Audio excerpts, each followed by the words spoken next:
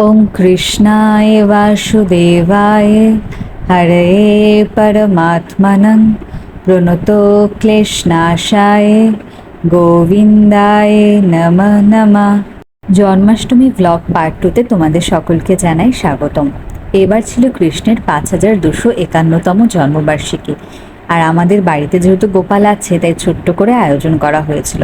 এখানে দেখো গোপালকে স্নান করানো হচ্ছে। স্নান করানোর আগেই নতুন একটা সাদা মার্কিন কাপড় পরিয়ে স্নান করানো হয়েছিল, ঘি, তারপরে মধু, দুধ, দই সমস্ত কিছু দিয়ে। তুলসীর মালা গাঁথা হয়েছিল, 108টা তুলসী পাতা দিয়ে ফুলের মালা গেঁথেছিল। সমস্ত কিছু প্রমি করেছে, শিবা করেছে।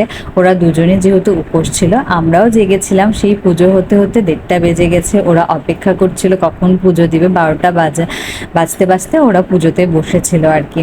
তারপরে পুজো শেষে সবাই আমরা একসাথে প্রসাদ গ্রহণ করলাম। টাটা।